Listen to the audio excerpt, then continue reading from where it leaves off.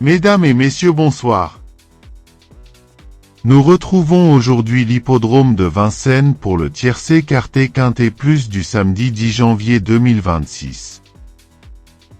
Direction le Prix du Forêt, quatrième course de cette réunion, une épreuve attelée, dotée de 90 000 €, sur 2700 mètres et avec 14 partants.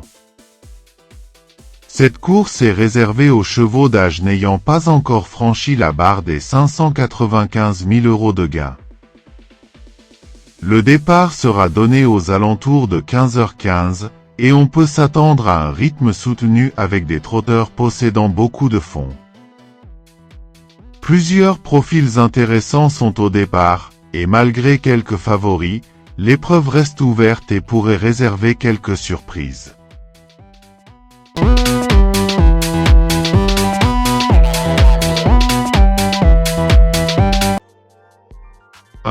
Hurricane Carter. On commence avec Hurricane Carter. Il vient tout juste de remporter sa dernière course et il affiche une belle forme. Cependant, attention, il n'a pas une grande marge de manœuvre avant le coup, et il faudra qu'il trouve le bon passage en bout de piste pour se montrer redoutable. Si tout se passe bien, il pourrait confirmer sa dernière performance et surprendre les autres. 2.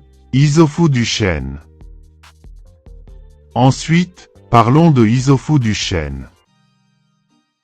Lors de sa dernière sortie, il a été tout simplement monstrueux, impressionnant dans ses accélérations. Son seul petit point faible reste le changement de vitesse qui n'est pas le plus fulgurant, mais sur cette course, il a toutes les chances de bien se comporter et de se rapprocher des premières places. 3. Erosibet. Passons à Erosibet. C'est un cheval qui pourrait jouer un rôle de surprise. Si son jockey parvient à reproduire sa course de réapparition, il a la capacité de gêner certains favoris.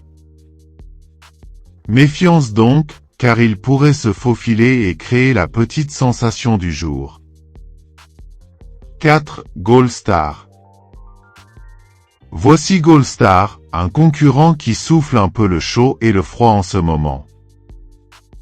Ses performances sont parfois inconstantes, mais attention, il peut parfaitement viser une 5e place et créer une surprise si le déroulement de course lui est favorable. 5. Endme. Maintenant, Endme. Clairement, ce cheval a encore besoin de courir pour retrouver sa vraie forme.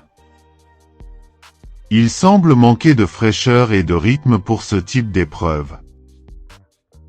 Pour cette fois, on va le laisser de côté et ne pas trop y compter. 6. Jingle Dupont.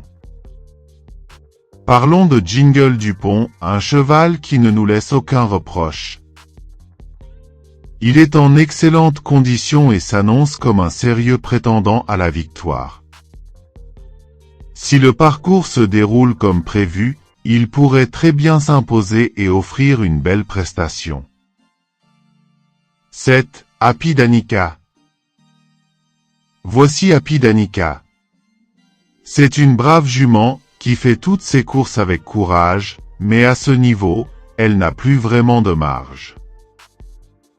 Il sera difficile pour elle de rivaliser avec les meilleurs, donc on ne l'attend pas parmi les principaux protagonistes. 8. Idéal du Rocher. Parlons maintenant de Idéal du Rocher. Son entourage est confiant, le cheval sera pieds nus pour cette rentrée, ce qui pourrait le rendre plus à l'aise. C'est un cheval à surveiller de près, car il a toutes les capacités pour faire un résultat intéressant. 9. Jasmine de Bailleul. Ensuite, Jasmine de Bailleul. Il reste ferré et pour l'instant, il a surtout besoin de rassurer. Il pourrait compléter une combinaison intéressante si le parcours lui est favorable, mais il faudra rester prudent et patient avec lui. 10. Hymne du Gers. Voici Hymne du Gers. Cette course semble surtout être une course de transition pour lui. Il ne montre pas de signe de forme particulière et on peut envisager de le rayer pour cette fois. 11. Y de Ceylan. Maintenant, Y de Ceylan. Il préfère normalement les pistes plates, mais avec un parcours à l'économie et sans pression excessive, il pourrait parfaitement venir compléter la bonne combinaison du jour. Un cheval fiable à suivre. 12. Heubel du Vivier. Passons à Heubel du Vivier. Ce cheval vient de s'imposer dans un très bon lot et se retrouve maintenant face à une tâche plus abordable.